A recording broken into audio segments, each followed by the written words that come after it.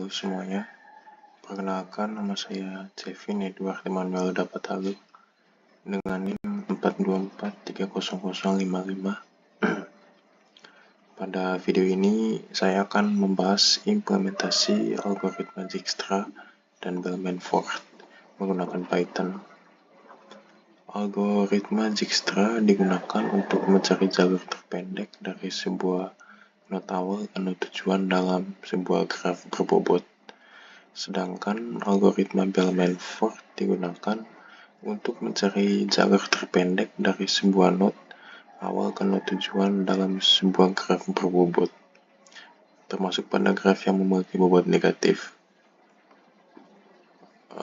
Oke, mari kita langsung saja ke sintaksnya.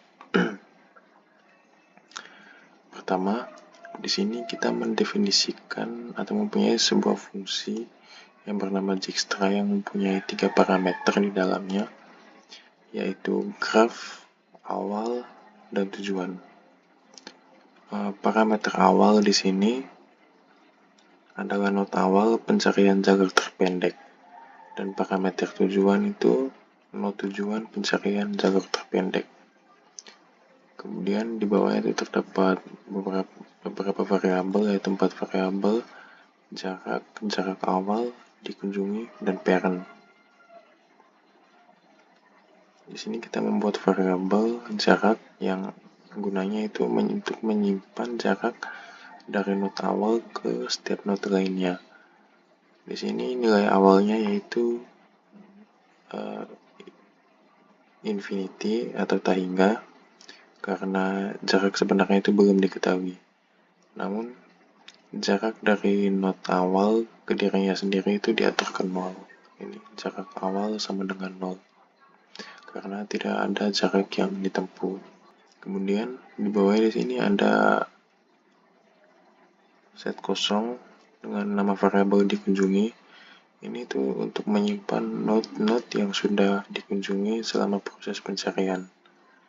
Set ini akan membantu kita menghindari memproses not yang berulang kali. Kemudian di bawahnya ada parent not for not in graph.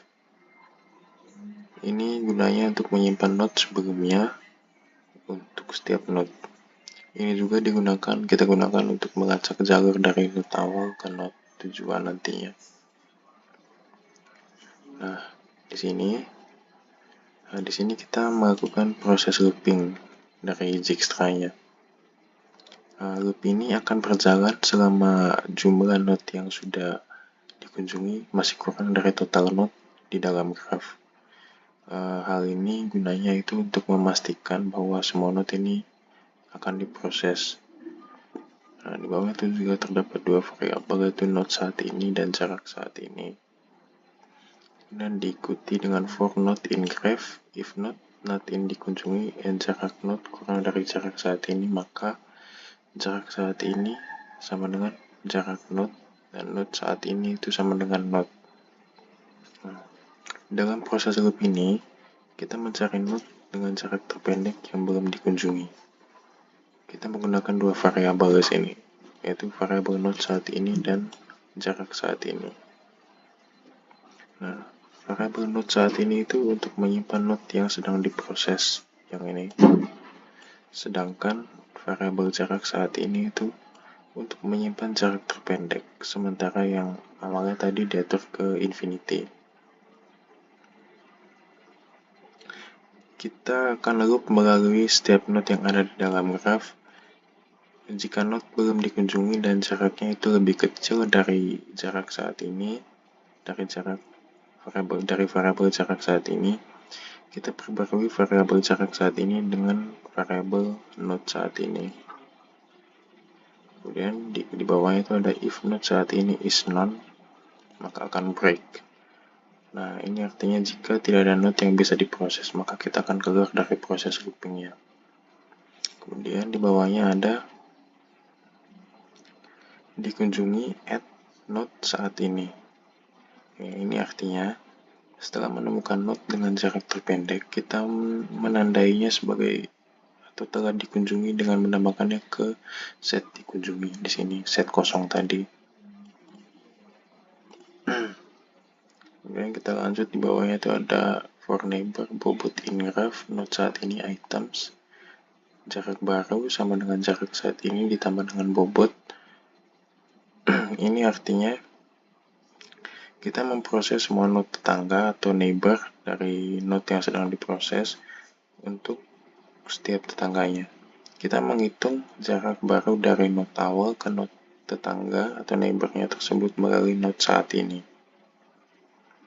Kita lanjut ke bawahnya, ada if jarak kurang dari jarak neighbor, maka jarak neighbor itu sama dengan jarak baru dan parent neighbor sama dengan node saat ini. Artinya, jika jarak baru itu lebih kecil dari jarak yang sudah ada, kita perbarui jarak tersebut di variabel jarak. Kita juga menyimpan node saat ini sebagai parent dari tetangga tersebut. Variabel parent ini akan membantu kita melacak jalur nantinya. Kemudian kita lanjut ke bagian bawah sini. Jalur sama dengan garis kosong saat ini sama dengan tujuan. While saat ini is not known, maka jalur append saat ini dan saat ini sama dengan parent saat ini, kemudian jalur itu di reverse. Nah, ini setelah semua node diproses, kita membangun jalur dari node tujuan kembali ke node awal. Nah, kita mulai dari node tujuan dan melacak node sebelumnya menggunakan variabel parent. Jalur ini kemudian dibagikan sehingga urutannya dari node awal ke node tujuan. Kemudian setelah itu ada return jarak get tujuan field infinity jalur. Ini adalah sebuah fungsi yang mempunyai dua nilai. Yang pertama itu jarak terpendek dari node awal ke node tujuan, dan yang kedua itu jalur yang dilalui dari node awal ke node tujuan. Nah, ini merupakan grafnya. Nah, ini node awalnya itu sama dengan A, node tujuannya itu sama dengan D. Kemudian diikuti dengan kita memanggil fungsi dari Dijkstra di atas tadi untuk melakukan prosesnya. Nah, ini untuk menampilkan outputnya. If jarak sama dengan float infinity, maka print tidak ada jalur dari node awal ke node tujuan. Nah, tetapi jika ada, maka yang akan muncul pada outputnya yaitu bobot jarak terpendek dari node awal ke node tujuan itu sama dengan total bobotnya. Kemudian akan muncul juga jalur yang dilalui, itu bagaimana seperti A, B, C, E. Nah, jika kode ini saya running, nah yang muncul sini outputnya bobot jarak terpendek dari A ke D itu sama dengan 6. Nah, kemudian jalur yang dilalui itu sama dengan A, B, E, dan D. Kemudian lanjut ke dalaman for algoritma. Langsung saja di sini pertama kita mendefinisikan fungsi Bellman-Ford yang memiliki 3 parameter, yaitu graph, awal, dan target. Sama seperti pada fungsi Dijkstra sebelumnya, di fungsi Dijkstra tadi juga sama, menggunakan 3 parameter. Nah, kemudian di bawahnya ada 3 variabel ya. Ada variabel jarak, node sebelumnya, dan jarak awal. Ini juga sama seperti pada Dijkstra sebelumnya. Saya akan langsung lanjut ke bagian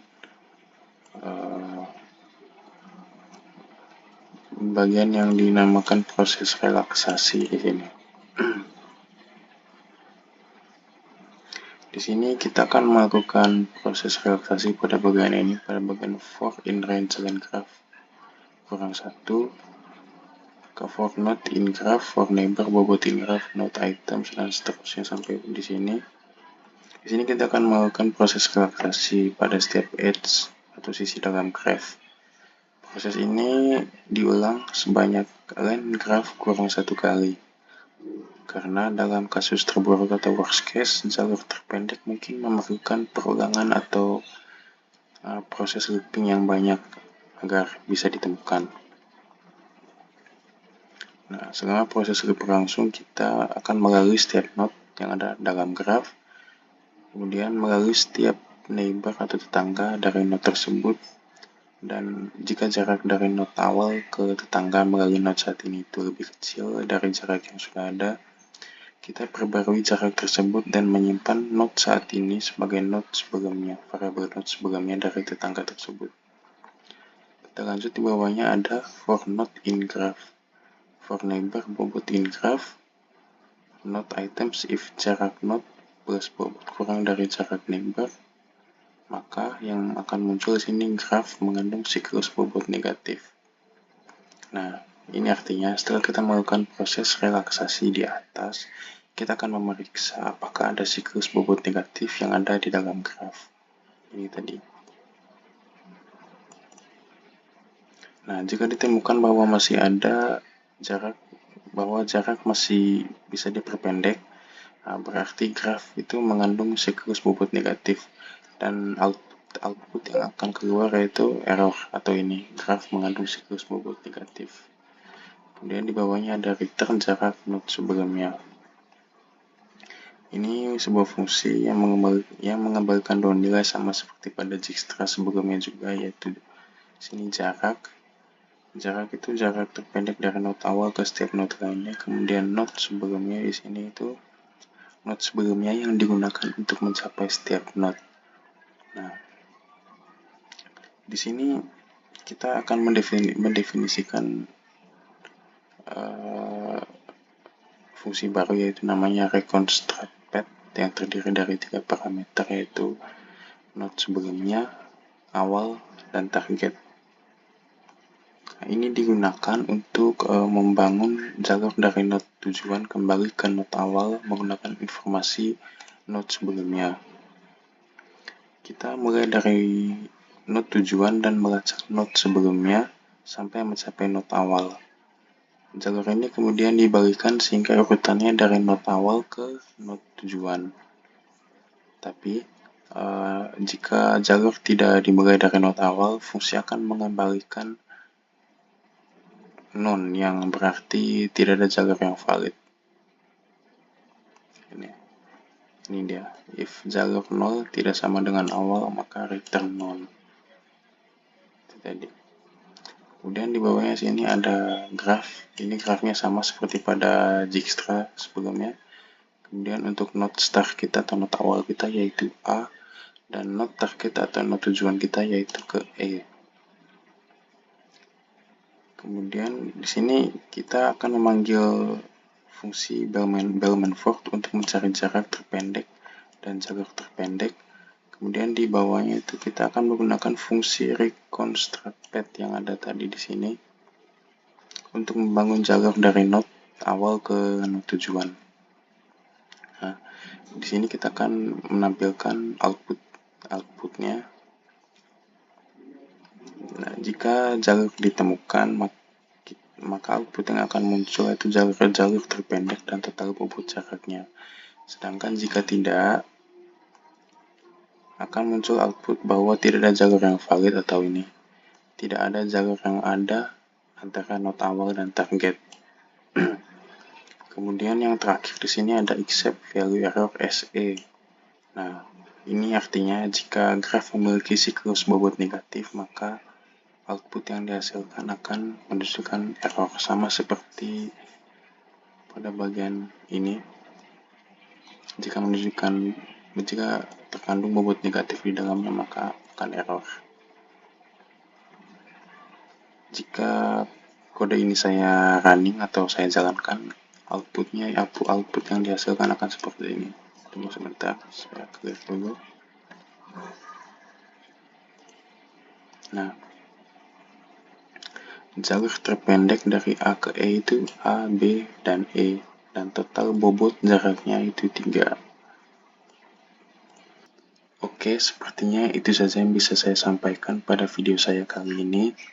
Maafkan jika masih banyak kekurangan pada cara penjelasan saya. Dan terima kasih buat yang sudah menonton penjelasan saya. Akhir kata dari saya, terima kasih.